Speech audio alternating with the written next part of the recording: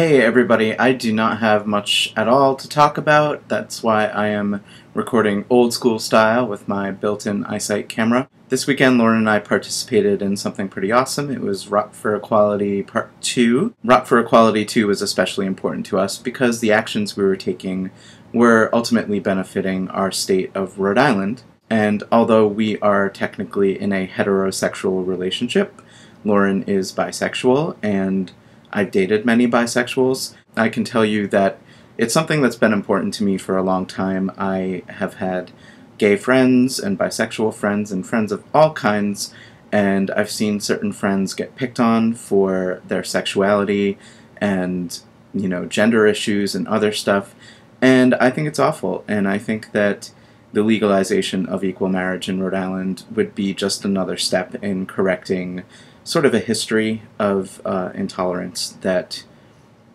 just isn't befitting of a country like the United States of America. Next weekend we are actually going to Kansas for the Hallows and Horcruxes ball, and last year's Hallows and Horcruxes is actually where we got engaged. So it'll be exciting to be back there a little less than a year later. Of course, one of the best things about that will be seeing people we haven't seen in a while. We are also catching up on Oscar nominees. We watched the Oscars last night. One of the things about touring that I don't really like is that I cannot stay up to date with movies that are coming out. And I love movies. I love going to see movies in the theater.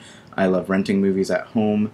I love digging back and seeing movies from the past that are recommended to me. Today we saw Black Swan and True Grit, a little double feature thingy, and I have to say that I love the Coen brothers. I felt like True Grit was well acted, and I thought the dialogue was awesome. I think that the Coen brothers have released, several better movies, but True Grit was solid and enjoyable. Black Swan was crazy. Although I do feel that Black Swan sort of utilized a lot of different movie-related cliches.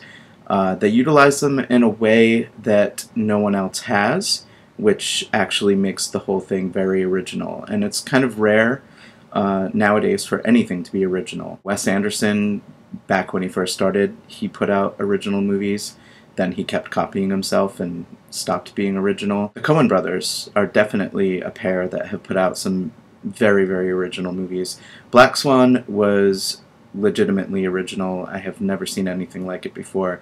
I've seen other movies use the same techniques, but not with such skill and not to such a worthy end.